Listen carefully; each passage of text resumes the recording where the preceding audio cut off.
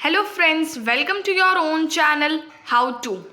तो आज हम आपको फ्लेक्सिड ऑयल मैन्युफैक्चरिंग बिजनेस के बारे में बताने वाले हैं कि ये बिजनेस को आप कैसे स्टार्ट कर सकते हो, कैसे आपको रिसर्च करनी है, कितना इन्वेस्टमेंट आपको इस बिज़नेस के अंदर करना पड़ेगा, कौन से रॉ मटेरियल्स आपको यूज़ करने पड़ेंगे, कितने लोग आपको चाहिए होंगे, कितना एरिया आपको चाहिए होगा, कौन से लाइसेंस आपको इशू करने पड़ेंगे, कौन सी मशीन्स आपको चाहिए होगी जिससे आप फ्लेक्सिड ऑयल बना सकते हैं और क्या मार्केटिंग स्ट्रेटजी आपको यूज़ करनी पड़ेगी। जैसे कि बहुत लोगों को ये शायद नहीं पता होगा कि फ्लेक्सिड ऑयल कितना ज़्यादा बेनिफिशियल है। अगर आपको वेट लॉस करना है उसके लिए भी यूज़ किया जाता है, आपको क्लियर स्किन चाहिए उसके लिए भी यूज़ किया जाता है, हार्ट के लिए भी बहुत ज़्यादा अच्छा होता है, कैंसर भी नहीं हो मतलब कैंसर के जो सेल्स होते हैं उन्हें भी ये रिड्यूस करता है। तो ये बॉडी के लिए बहुत ही ज़्यादा बेनिफिशियल है, बहुत ही ज़्यादा अच्छा है और लोग आजकल इसको बहुत ज़्यादा यूज़ करें। जैसे कि बीमारी आजकल लोगों को बहुत जल्दी हो जाती है और आ जाती है कहीं ना कहीं से, तो लोग अपनी बॉडी को अच्छा रखने के लिए ये सारी चीज़ें बहुत ज़्यादा यूज़ करते हैं। तो इससे ये एक बेनिफिट है। एक बिजनेस रिसर्च आप ले लीजिए कि इसके थ्रू आप अपने बिजनेस का जो सेल्स है वो बहुत ज़्यादा बढ़ सकता है, क्योंकि ये एक बेनिफिशियल चीज़ है जो लोगों के लिए बहुत ज़्यादा हेल्दी है। तो वो उस रीज़न से लेंगे और जिससे डायरेक्ट इम्पैक्ट पड़ेगा आपके बिजनेस पे। आगे बढ़ने से पहले अगर आपने हमारे चैनल को सब्सक्राइब नहीं किया हो तो आप हमारे चैनल को सब्सक्राइब ज़रूर कर दीजिएगा, साथ ही में हिट द बेल आइकन। सबसे पहले हम बिजनेस रिसर्च देखेंगे तो डिमांड इस चीज़ की बहुत ज़्यादा है, फ्लेक्सिड ऑयल की बहुत ज़्यादा डिमांड है। और सिर्फ फ्लेक्सिड ऑयल ही, फ्लेक्सिड बहुत सारी चीज़ों में यूज़ किया जाता है। अगर आप देखेंगे तो इसकी क्रीम आने लग गई है, इसका फेस वॉश आने लग गया है, इसका शैम्पू आने लग गया है बहुत, क्योंकि ये जो प्रोडक्ट है वो बेसिकली बहुत सारी चीज़ों में यूज़ किया जाता है, क्योंकि बॉडी के लिए बहुत ज़्यादा हेल्दी है, ऑर्गेनिक है। तो उस रीज़न से तो अगर आप एक चीज़ स्टार्ट करते हो, अगर आपको अच्छा खासा मुनाफा हो रहा है, अच्छा खासा आपका बिजनेस चल रहा है, तो आप अपने बिजनेस को डाइवर्सिफाई कर सकते हो, अलग अलग प्रोडक्ट में आप जा सकते हो। ठीक है, तो सप्लाई आपके डिमांड के हिसाब से होगा। प्राइस आपको थोड़ा एक्सपीरियंस लेना पड़ेगा कि प्राइस कैसे सेट की जाती है, कौन से क्वालिटी पे किस टाइप का प्राइस आपको सेट करना है, कितनी क्वांटिटी पे कैसा प्राइस लेना है, ये सारी चीज़ें। स्ट्रेंथ, वीकनेस, क्या अपॉर्चुनिटीज़ होगी और क्या थ्रेट होगा, क्योंकि सब चीज़ के अगर एडवांटेजेस है तो डिसएडवांटेजेस भी होंगे और होते ही है। तो ये सारी चीज़ें आपको एनालाइज करना है, उसके बाद आपको कोई बिजनेस स्टार्ट करना है। आपको कॉम्पिटिटर्स देखने हैं, क्योंकि आप ऐसा नहीं है कि लोग नहीं सेल कर रहे हैं, आप अकेले हो, आपका मोनोपोली है, ऐसा नहीं है।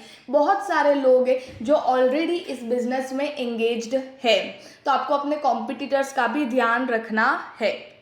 कस्टमर सर्वे भी आपको इसमें करना पड़ेगा। तो इस हिसाब से ये सारी चीज़ें अगर आप कंप्लीट कर दो तो आपकी एक रिसर्च कंप्लीट होगी और उसके बाद आपके पास जब इनके आंसर्स होंगे ना तो आप अपने बिजनेस को इजीली स्टार्ट कर सकते हो।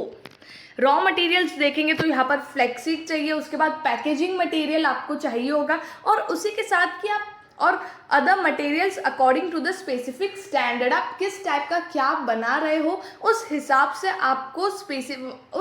आपको मटेरियल्स चूज करने पड़ेंगे। ओके, मशीन्स की बात करें तो यहाँ पर रोस्टर मशीन है, स्क्रीनर मशीन है, डीकॉर्टिकेटर है, देन स्टरर है, ऑयल एक्सट्रैक्शन मशीन है, ऑटोमेटिक फिलिंग मशीन है, सीलिंग एंड लेबलिंग मशीन है, packaging machine and other tools and equipments है। तो ये सारे मशीन्स आपको चाहिए होंगे इस बिजनेस के अंदर। और आप ये भी देख सकते हो, ये भी रिसर्च कर सकते हो कि इन मशीन से और कौन से प्रोडक्ट बन सकते हैं, ताकि आपको दूसरे मशीन्स, दूसरे प्लांट की ज़रूरत नहीं पड़ेगी। इसी में आप अपने बिजनेस को मतलब आगे और डाइवर्सिफाई कर सकते हो, जहां पर आपको एक्स्ट्रा कैपिटल नहीं लगाना पड़ेगा। इन्वेस्टमेंट की बात करें तो 8 लाख से 11 लाख रुपए तक का इन्वेस्टमेंट आपको इस बिज़नेस के अंदर करना पड़ेगा। इससे भी ज़्यादा बढ़ सकता है कि आप कौन सी प्लेस पे अपना इंडस्ट्री, अपना फैक्ट्री खोल रहे हो, अपनी मैन्युफैक्चरिंग बिजनेस खोल रहे हो, आप कहाँ पे खोल रहे हो, उस हिसाब से आपका जो कैपिटल है वो इंक्रीज और डिक्रीज होता है। इस इन्वेस्टमेंट के अंदर आपका लाइसेंस कॉस्ट, आपकी working capital, then payment of salaries, machine cost, raw material cost and other miscellaneous expense, ये सारे चीज़ें इस इन्वेस्टमेंट के अंदर इंक्लूड है। तो धीरे धीरे आपका इन्वेस्टमेंट वैसे भी बढ़ता जाएगा क्योंकि वर्किंग कैपिटल इंक्रीज होता रहता है, तो उस रीज़न से आपका यहाँ से इन्वेस्टमेंट बढ़ेगा। लेकिन ये एक है कि आप किस जगह खोल रहे हो, आप कहाँ से रॉ मटेरियल ला रहे हो, किस प्राइस पे ला रहे हो, तो ये सब चीज़ें बहुत ज़्यादा इफेक्ट करती है। तो उसके लिए आपको पहले रिसर्च करनी पड़ेगी कि कहाँ पे कौन सा प्रोडक्ट मिल सकता है, कहाँ पे आप पैसे बचा सकते हो, ये चीज़ें आपको पहले इन रिसर्च के अंदर आएगा। टारगेटेड कस्टमर्स कौन है आपके, होलसेलर्स है, रिटेलर्स है, ये तो है ही है। उसके बाद फूड इंडस्ट्री में यूज़ किया जाता है, कॉस्मेटिक इंडस्ट्री में यूज़ किया जाता है, लोकल शॉप्स पे भी आप सेल कर सकते हो, होटल्स एंड रेस्टोरेंट्स में भी, कैफ़ेज़ है, सुपरमार्केट्स है, मॉल्स है और ऑनलाइन साइट्स है। तो आप टारगेटेड, ये सारे आपके टारगेटेड कस्टमर्स है। ऑनलाइन साइट्स में आप बाद में भी जा सकते हैं या फिर आप डायरेक्टली भी जा सकते हैं, क्योंकि लोग कभी कभी कुछ बेसिक ब्रांड्स होती है वो उन्हीं का यूज़ करते हैं। तो अगर आप पहले ऑफलाइन नाम करते हो उसके बाद ऑनलाइन जाते हो तो वो भी बेटर है, और अगर आपको लगता है कि ऑनलाइन अपने आप हो जाएगा तो आप डायरेक्टली ऑनलाइन भी जा सकते हो। ये सारे आपके टारगेटेड कस्टमर्स हैं जिन पे आपको बहुत ज़्यादा ध्यान रखना पड़ेगा। आपकी मार्केटिंग स्ट्रैटेजी होगी, जैसे कि आप पब्लिसिटी कर सकते हो, एडवर्टाइजमेंट कर सकते हो, digital marketing, television marketing, in person marketing, direct marketing, email marketing, ये सारी मार्केटिंग स्ट्रैटेजीज आप यूज़ कर सकते हो। इसमें से एक या दो स्ट्रैटेजीज अगर आप यूज़ करते हो तो आपका बिजनेस मतलब जल्दी ग्रो होने के चांसेस होते हैं। एरिया आपको 800 से 1000 square feet, 800 to 1000 square feet area आपको चाहिए होगा, जिसमें से 5 to 10 people as a man power आपको चाहिए होंगे, जिसमें से कुछ स्किल्ड होंगे, कुछ अनस्किल्ड होंगे, मतलब लेबर वाइज। तो आपको वो देखना है कि कितना आपको स्किल्ड की ज़रूरत है, अगर आपको कम स्किल की ज़रूरत है, अनस्किल्ड लेबर की ज़्यादा ज़रूरत है, तो उस हिसाब से आपको उन्हें एंटर करना है, उस हिसाब से आपको उन्हें नौकरी देनी है।